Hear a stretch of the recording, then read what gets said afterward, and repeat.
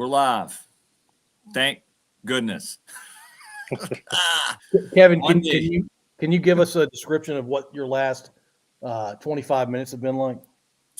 It's been hectic. It went from a wiffle ball baseball game in the front yard to me running in here, trying to get a laptop to work, and then trying to get the sound to work. All the while trying to get our guest tonight, the venerable Al Lester, set up so he can join us. So, hey, Al, thanks for joining us. I think I've calmed down now.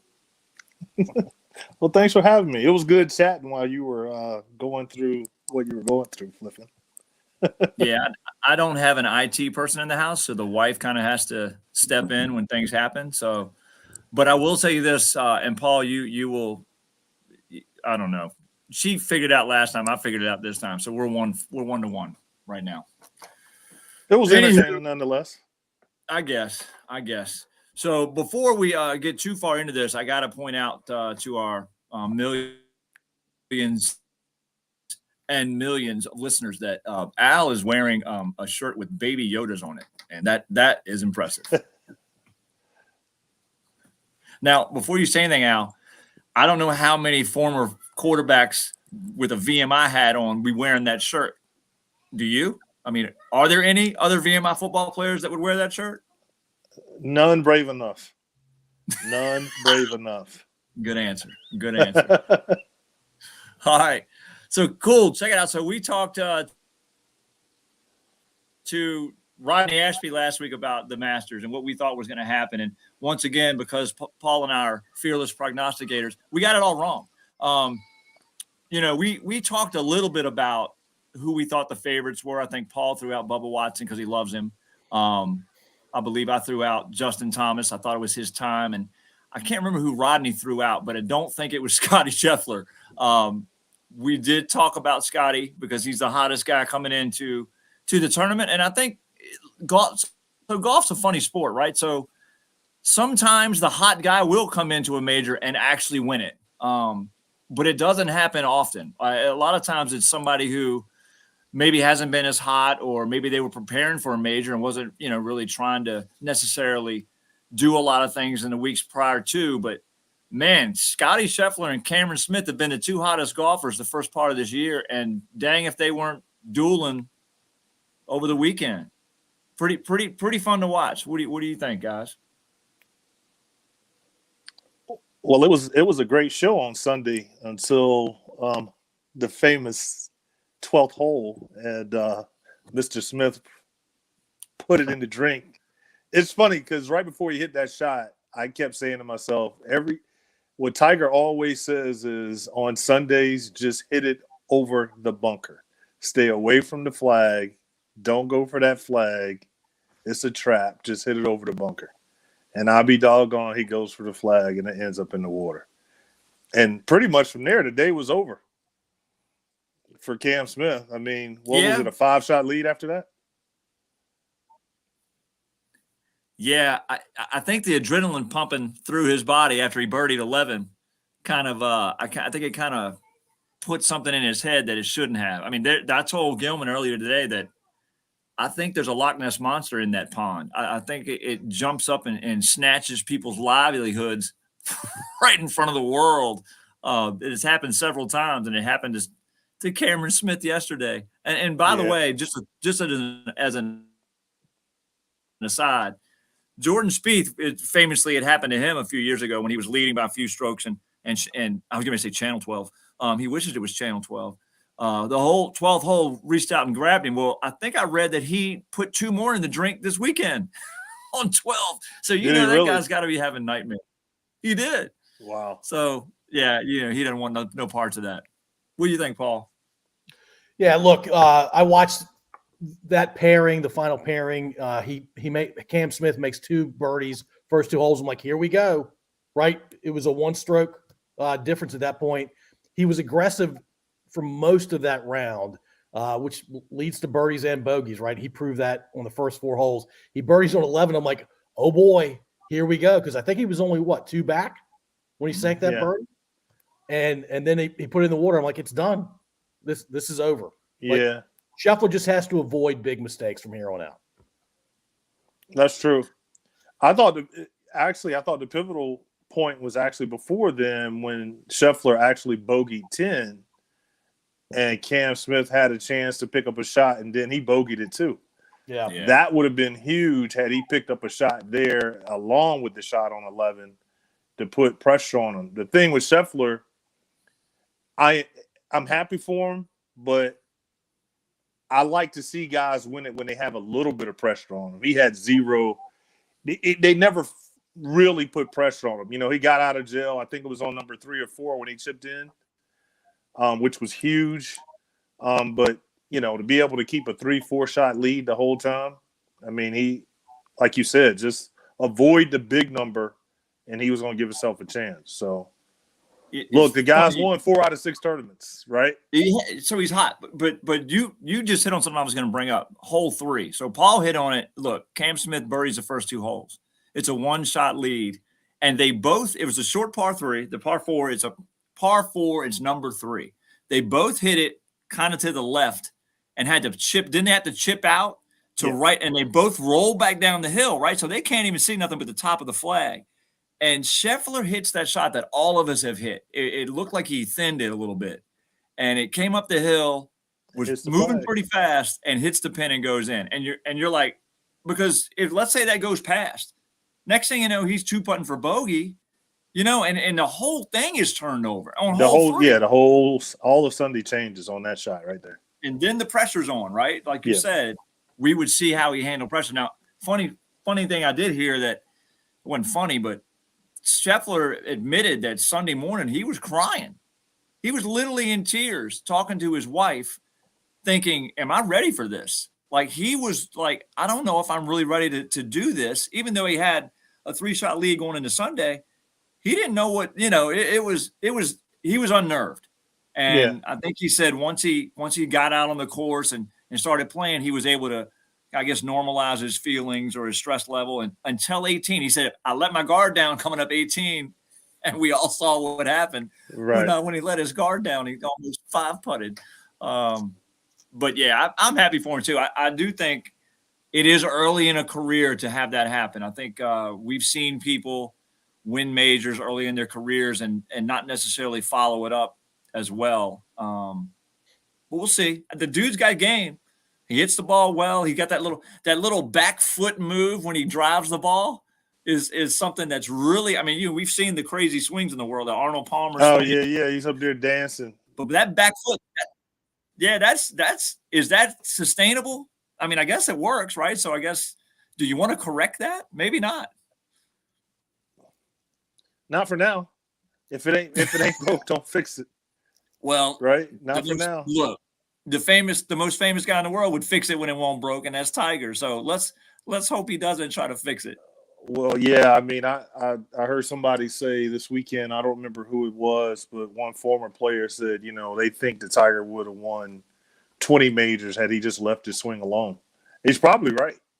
I mean, you think about all the changes Tiger went through and basically taking time off, not being competitive in majors. Had he just left stuff alone, he maybe not 5 more, but I'm gonna give him 2 more. Yeah. So I'm with you. But speaking of Tiger, it was good to see that guy back. That was, outside of Scheffler, it's the most impressive thing in the weekend. I mean, we didn't think he'd be able to walk again. I mean, almost got his leg amputated. Now he's literally playing 4 rounds at the Masters. That's nuts. Paul, do you were you moved at all by the Tiger performance this weekend? Look, man, to go from 13, 14 months ago, almost having your leg amputated because it's so messed up, and look, I knew the Masters was hilly. I didn't really have an appreciation for it until you watch a guy limping as badly as he was limping do it for 4 solid days. I mean, that's 4.5 hours of walking up and down all day long. And even on flat surfaces, he wasn't completely comfortable. And he gutted it out. I mean, he's a stud. He has some sort of drive and pain tolerance that I don't understand. Yeah. Absolutely. It was amazing to watch. And I think, on the Skip and Shannon show earlier today. Skip said, thinking back on it, the first round was to shoot one over was like might as well have been 10 over. Not one over, one under. Might as well have been 10 under. To do that in your first competitive round back at the Masters and on that leg, that was crazy good. Crazy good.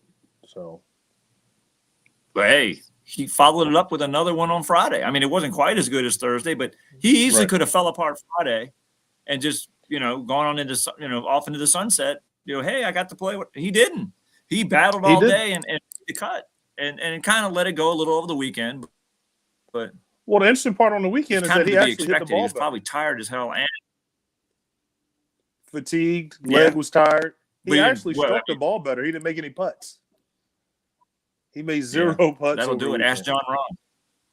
Yeah. So let me throw a couple names at you, because you're a golf connoisseur. Justin Thomas. Is Justin Thomas, because Justin Thomas played pretty well on the weekend. It seems like he comes just like Rory, and we'll get to Rory in a minute, but he comes to a Masters every year and he digs a hole for himself. And then he's battling to get out of it all the way up till Sunday. And he it's like he peeks his head over for a second. It's like, oh, here comes Justin Thomas. Then he'll bogey a hole and back off again. And then he'll birdie 3 more. Is that dude snake bit, or is he going to win a few Masters at some point? In your opinion? I think he has the pedigree to win a few. I really do. I just think, you watch guys at Augusta never been there, but you watch those guys. They hit so many guys hit what looks like good shots, quality shots that end up just in awful places. And some of the putts that they hit look quality, and the next thing you know, they're 3-putting or 4-putting.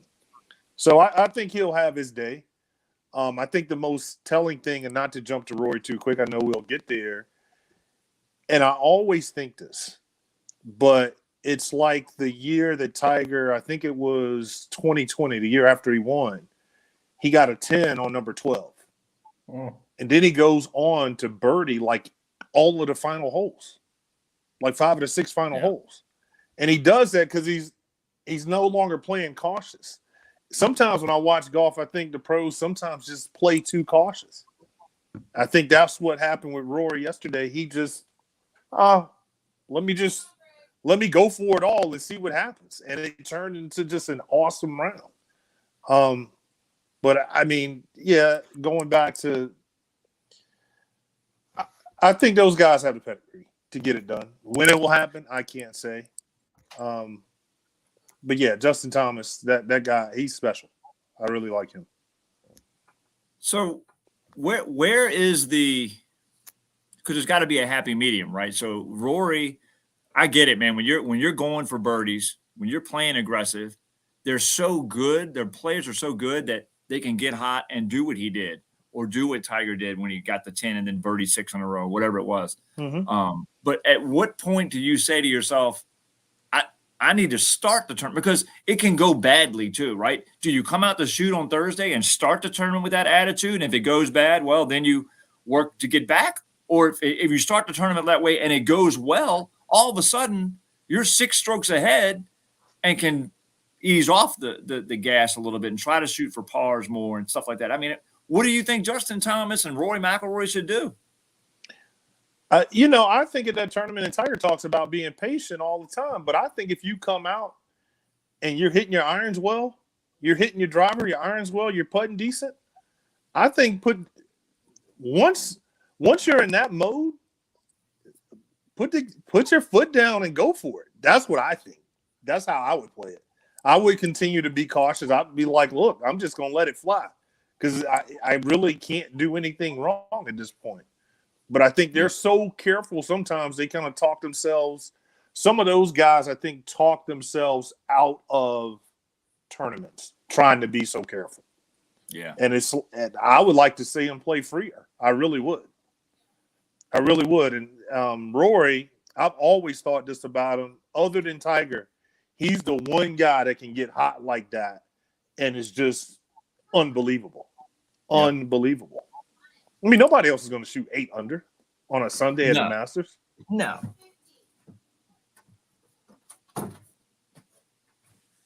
Yeah, you see how that works.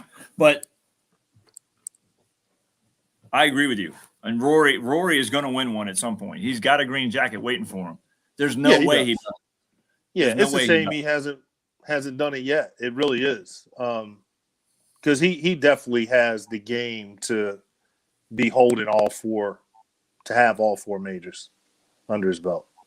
You know, to me, it's only a few that do, and he's definitely one. Absolutely. What a great scene on 18 though yesterday when he, I don't know what that move was he did when after the ball. Oh, the little shimmy he did. He Yeah, swung the club. But I thought it was the coolest part of all of that was his reaction when Morikawa made his right after him. Right. Like Rory was like literally excited for Morikawa, and because they both it's pretty cool. great. I think Rory seemed like a dude. Yeah, absolutely. They both played great. I mean, when Rory eagle 13, here comes Morikawa. Here's an eagle 2. It's like everything they were just feeding off of each other. It was that was actually the group. I wasn't watching on TV. I think we talked this weekend. I like watching it on the internet because I could see the groupings. That was the only one I wanted to see. It was exciting. They were just letting it rip. Yeah, Morikawa's got a green jacket waiting for him too. That guy might be the best American out there right now. I mean, he's won 2 in the last 2 years. Yeah, he's in contention every week. We'll still roll with good old little Scheffler for right now, and I think I think old Brooks would have something to say about that. No, I get it. I mean, it's the flavor of the moment. Yeah. Right? Scheffler just won the Masters. He's won 4 this year. So, yeah, he's the hottest golfer. But, I mean, did you see Colin Morikawa winning 2 majors at this point? I sure didn't. Of course not. Of course not. Yeah. Or Koepka doing what he did. But Koepka got hot too. He did. He had a hot streak going. It's to me, I think, talking about guys getting hot, I think that's what makes Tiger so impressive is the sustainability. Even with these guys getting hot, I mean, all the comparisons are to Tiger and Scheffler right now. Only Tiger has kind of done this type of thing. I'm just curious to see if the guy can keep it up. I'm curious to see if his game translates to a British Open, or even a PGA or US Open. I don't know. It's a good question, but I'll tell you this. If you can go to the Masters and win the way he did, I don't see why it wouldn't translate. You think winning at the Masters translates to all the others? Not necessarily, but there's a lot that you have to do well to win the Masters, right? So, I mean, I'm not going to compare it to a British Open. I think a British Open is kind of the anomaly. It's out there by itself. Like there are things you have to do at a British Open to win that you don't have to do at any other tournament all year, really. But I think I think I've just listened to the players this weekend talk about it's not easy when the wind's blowing like it was this weekend. The Masters, you said it yourself. I mean, you can hit a shot and think, oh, that's good. And next thing you know, it's then rolled off the green off into that's US Open type conditions. So yeah, there's some holes that are like the US Open. To me, the PGA, you're going to different courses every year, just like the US Open. But the US Open is set up the same way every year, right? Just brutal. Whereas the PGA doesn't quite do that. So yeah, right. I think if you win the Masters, but I could be wrong. I mean, who has won a Masters and couldn't win anything else? I mean, Bubba Watson, maybe. I guess Al didn't like my answer. But yeah, what do you think, Paul? I mean, do you think is the Masters like a standalone? If you win it, it doesn't really matter or translate? Well, I mean, the original question was, can Scheffler win other majors? And the answer in my mind, given how he dealt with the wind and the cold, I think he can handle that at a British Open because that's usually the conditions at a British Open. To your point around the U.S. Open, the U.S. Open for me, yeah, they've got the tall roughs, but the greens are insanely hard to putt on. And he handled putting 5 to 15 foot putts or anything out to 15. He was solid as a rock. Yeah. And most of his putts were dead center, like dead center in the cup. Yeah. And so real quickly, yeah, there are guys like Bubba Watson where that course is made for his game, and maybe other majors are just a very different and harder thing for some. But I think most people who can win the Masters certainly have an opportunity and the capabilities of winning other majors. Yeah. Back to Rory. I don't think at any point Rory thought he was in contention. He was completely loose the entire day. And so one of the things that I think you've got people that are naturally aggressive. I think you have people that are naturally conservative. Then you've got this group in the middle where they go out like, hey, I need to be aggressive today. And then they screw up a couple times, like Cam Smith on 3 and 4, and they get conservative. And so they're fighting their psyche the entire time. And I think most people are like that. Rory, if he thought he was in contention at the turn, I don't think he would have been as aggressive. And I don't think he scores what he scores to the point you made. Yeah. Yeah.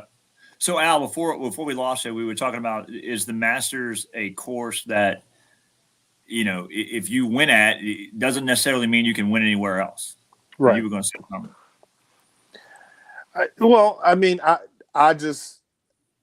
I look at folks that win the Masters historically, and I don't think their game translates to other courses. I look at the Mike Weirs. You look at all of the one-time Masters winners, and that's like the only major that they've won. I don't know what it is about Augusta that their game was right that week, but they get in other tournaments and it just doesn't add up. And not to say the Scheffler is that way. I tell you the one thing that they talked about, and I noticed it too watching the broadcast, when it's time for him to hit the ball from right to left, he has a hard time doing it.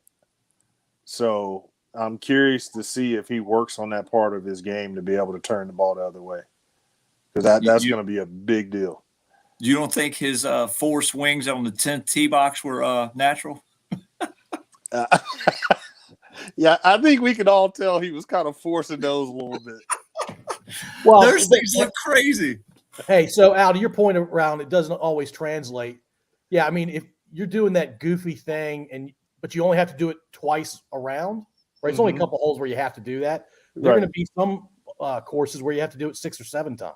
Right. Does that catch up to him? And the one thing that's different about the Masters than the U.S. Open typically is the rough is insane for the U.S. Open. And there's a different kind of skill set, a different kind of mindset to be able to play through that rough. Yeah, definitely. Let's say this. It's going to be exciting and fun to see how Scheffler shows up at the PGA next month. I mean, why? Because if I'm Scheffler, and I'm not, and I've never even been close, I'm rolling into the PGA like I'm playing with house money. I'm not coming in here being all conservative and no. I'm got my pedal to the metal and just trying to roll people, because maybe I know it doesn't have because you remember Tiger won several majors and several tournaments because people saw him on the leaderboard or come up the leaderboard, and then they start pressing and they make bogeys. And Tiger just makes pars the rest of the way in. I've seen it several times. Everybody's falling back down the leaderboard, and Tiger is kind of just staying there like, y'all go ahead and go backwards. I got this. But he knew. Now, he could have made birdies if he wanted, but he knew he didn't have to. So Scheffler comes out in the PGA and shoots 6 under on the day one. The other dude's going to be like, oh, hell, what is this dude for real? Is he really going to try to run away with this now? So I don't know. We'll see. Right. No, I get you. I don't think see. I mean, he's already made his case for Player of the Year. I think that's probably a foregone conclusion. No matter what happens the rest of the year. Maybe. Unless you and somebody I pops up and wins 2 majors. I was going to say, we had a glorious debate when Spieth won 2 majors and came in second in the other 2, and Jason Day won that last major and won several tournaments at the end of the year and won the FedEx Cup. And it was like, who won Player of the Year? So you never know. It'll be interesting to see what happened. Yeah, but I was just picking Jason just to go opposite of you. You were. I know you were. You got me fired up that night too. That was pretty funny. It was funny. Yeah. Funny for you. Yeah. How's Spieth's game now? Say Spieth's game is better than Jason Day's. It's probably Which right. ain't saying much. Right. It ain't saying much. I don't know what's going on with Spieth. I'll be honest with you. He may have lost it for good. I mean, I don't know. He won last year. He won a tournament. Yeah, he did but I win don't one. know. I don't know, man. I don't know what's going on with Spieth. But Scheffler's his boy. They're both from University of Texas. Maybe this will get them going. Who knows? I don't know what gets those guys going. It's not money. I know my wife asked yesterday, how much did he win today? I'm like, I don't think he cares. He got a green jacket. That's what he cares about. His wife might have been happy about the money. She was jumping around, but That's right. I don't blame her. So since we got you, and we're gonna you may end up being the main golf correspondent for Bumper Night. So we might just bring you back for a preview for the PGA if you're enjoying yourself right now. You may be going, this is terrible. I don't want to do this ever again. Not true. But what we were going to do tonight, and I don't know, Paul, do we have time to jump into the baseball? Or do you want to dip a little bit into the NBA playoffs and then come back and do baseball next week? We can talk about it as long as it takes me to share all of my knowledge about both. I haven't been following baseball at the beginning of the season.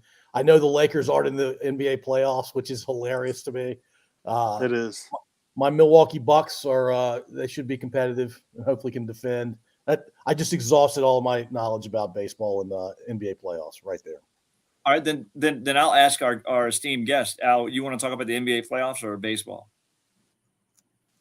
You know me, I don't watch baseball until it really counts. There are way too many doggone games, so we can't. There's no way I can talk baseball on opening week. NBA playoffs, you know, I'm kind of the same way there too. I don't really watch the NBA until about right now, but I can talk about it a little bit. Look, hold on. Before you go any further, I can bring up subjects that both of you will want to talk about. It's not a problem. No. I mean, we don't have to talk about like who's in the playoffs and who's playing who, but there are some stories going on in NBA that are going to be. It's going to be interesting to see how they play out. And I'll throw one out at you right now. And I'm going to state one thing I do not like about Skip and Shannon. You brought up Skip and Shannon earlier, and it's not just them. But there are shows to me like Dan Patrick or Jim Rome. They talk about they do what Bumper Night does.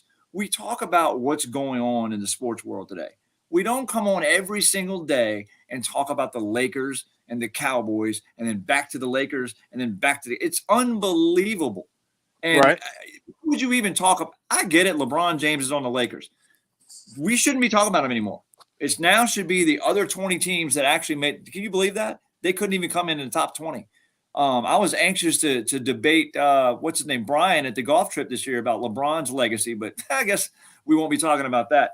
So let's talk about Kevin Durant and Kyrie Irving. Do the Nets literally have a chance? Because you know they have a chance because they got those two. What do you think their chances are of winning? Because let's lay it out. If they win their play-in game, which they should, I think they play either the Heat or the Celtics. So one of the top two seeds, they'll play them in a tournament, or not tournament, in a series. So what do you think? Here's a controversial take on that. It really doesn't matter what they do. It's all about whether Mr. Simmons plays or not. Because he's the only one that really will play any defense on that team. So we know. So what we know is in the playoffs, we need some defense. So if they finally get Ben Simmons in the lineup and get him playing some defense on whoever's best player, they have a legitimate shot to win it all. But my guess right now is that they're too small. Even with their scoring, they're too small. And at the end of the day, I can't go against Milwaukee. I just can't. I mean, why would you? I'm going Milwaukee Suns again. So Milwaukee wins it again. You know, it's funny. Giannis is that good, man. I agree with you, and I want to talk about that. But I want to talk a little bit about more. Bruce Brown is mad at you right now because he's the only guy in New Jersey that plays defense in Brooklyn. But I agree with you. How do you know that? I'm hoping that Simmons plays. I don't think he needs to play in the play-in game, but if he plays in that first round series, at least it would be fun to watch. Because I don't think they can beat the Heat, or because the Heat is their mindset. It will just crush them. I think. I mean, they're just dogs. The Heat are dogs. That's the street they're yard dogs. Thank team. you. Yeah. Yes, and they got a sharpshooter on the bench by the name of Hero that will cut your guts out when your second team comes out. So they are nobody to trifle with. And then the Celtics have played a lot better this year than they did in the Brad Stevens years. I don't know if it's this coach's. I think this coach was under Popovich, and maybe he's brought a more of a defensive mentality to that team, and they've learned to share the ball a little bit more. But I don't think they can beat either one. Now, to your point though, I'm rolling with the Bucks too, and I think they've been overlooked all season because they haven't dominated. Right? They've had some injuries. Right. They've kind of roasted a little bit. But Drew Holiday is a dog. Portis is a dog. Now, I don't think Portis is as talented as Holiday, but he'll come out there and knock threes down. He'll play tough defense. And Giannis is crazy. He has got the perfect nickname. And his game is getting better and better. It is just getting better and better. It's scary. Yeah. If he really, really starts hitting threes and mid-range jumpers, how you go guard making free throws? Yeah, well, he's doing that. He's doing that. You notice he changed his routine up. He's doing the little, couple like this before he even gets the ball from the ref. So that way, that 10-second chant doesn't happen anymore, and he's starting to make his free throws. So, yeah, you gonna have to work hard to beat the Bucks. Now, I think the Suns are probably the only team that really could give them a run. I used to think Golden State had a shot this year, but they just haven't been able to play together. They've been too beat up. Nah, I think it's a repeat of last year. Yeah. So what, Kevin? I think Al and I are both rooting for. I don't know if we're rooting for them, but we're picking your boys. Yeah, I'm not objective about it. If we go back to the Nets for a second, can Kyrie play in New York? I know he couldn't. Yes, he can now. Yeah, that got lifted. They finally lifted that silliness. Because, by the way, I mean, if you're on the New York team and you haven't gotten a vaccination, you can't play in the game in New York. But if you're on a visiting team and you haven't had a vaccination, you can play. Yeah, it doesn't make just ridiculous. Let me say this about Ben Simmons. The guy who was afraid to take 3-foot shots last year in the playoffs, I don't think anybody expects him to come into the playoffs to do anything. And Al, I appreciate your point about his defense. He's the only one who plays defense. I think he can play defense. He can do it confidently and do it extremely well. But I don't know if you want just that on the court if you're the Nets. Well, I mean, think about it. He's the type of guy that he doesn't need. You don't have to worry about him getting his shots. He's going to want to distribute the ball and play defense. I just think it's one of those situations where it's like the perfect storm for them if they can get him on the court. He doesn't need shots. Hey, you don't want to shoot? Fine. We got two guys that will shoot all night. More than that. Just facilitate and play D. Yeah, has any team ever won with a guy like that on the court? Draymond Green. Yeah. I mean, to Dennis your Rodman, point, their style will have to be getting up and down the court. It will not be when the ball is in his hands, he's not going to be a threat to score. Right? So, maybe he's the type of guy that you got in the game the first 3 quarters and he's sitting out in the fourth because he's scared to shoot anyway. So I disagree with that. And here's what I disagree with. First of all, Ben Simmons was not in a good situation before. I just don't think. I don't think his game meshed well with the people they had there. And maybe that's on him that he didn't when it wasn't able to mesh well. I get it. He can't shoot. But he goes to the Nets. If I'm Steve Nash, I tell Ben Simmons, you are just like you said, Al, you're here to facilitate You need to be moving around, getting offensive rebounds, playing defense, running the floor. Do not shoot unless it's a dunk. Like literally, I don't want you to shoot a 3-footer even. I want you to dunk it or give it to somebody else. Because with Seth Curry on the floor, you forget about him. And they've got a couple other dudes that can actually shoot to go along with Kyrie. And look, I don't necessarily think that they're going to win the championship if Simmons plays. But I think that team next year with Simmons, with a whole off season and a whole training camp and everybody's healthy, they could be scary. Now, people have been saying that about the Nets the last 2 years because they had Harden there and like, when these guys finally play together, they're going to be scary. I think taking Harden, this is my opinion, I think taking Harden out and putting somebody like Simmons on that team is way better for them than having three guys who need the ball. I don't care how many assists Harden gets. He needs the ball. He's ball-centric. And I think it's going to hurt Philly. I think they were crowing. Everybody was all up. Oh, Embiid and Harden, what a great duo. I don't think Harden's tough, man. I don't know. He's a good offensive player, but something about that dude just I don't know if you can win with him. Yeah. I don't disagree with that. I don't think Harden will ever win a championship because, he scores 45 points a night, but what's his team doing? Yeah, standing around watching him. Yep. Yeah, I don't know, man. It's going to be fun. The NBA playoffs to me are always fun. I'm going to kind of miss LeBron being in them just because it's fun, seeing what would happen. But it's kind of funny to me that they didn't even make the play-in tournament. And the funny thing to me is Shannon Sharp has been on TV the last couple of weeks, yelling out all these backups names that are supposedly on the roster. How can he win with these people? It's like, Shannon, he's had Hall of Famers. How many Hall of Famers on that team? And they're up in age, but how many Hall of Famers on that team? 5? Yeah. So, stop yelling at Wayne Ellington. It's not his fault. Right. But anyway, cool, man. Well, hey, it's been fun having you on, Al, and definitely want to do it again. I know Paul's got trying to get you scheduled up for the sister podcast. Or I guess maybe that's the brother. This is the sister. We can both be sisters, Kevin. Is that what it is? We're kissing your sister.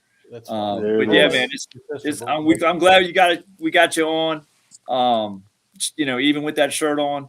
Looking forward. You can't to, even see the shirt now. Well, I know that's why you changed over to that view. But looking forward to some golf this week, and we'll have you back on soon. All right, thank you guys. Thanks, Al. Appreciate it, man. Hey, Have a good one. See ya. Hang on, Al.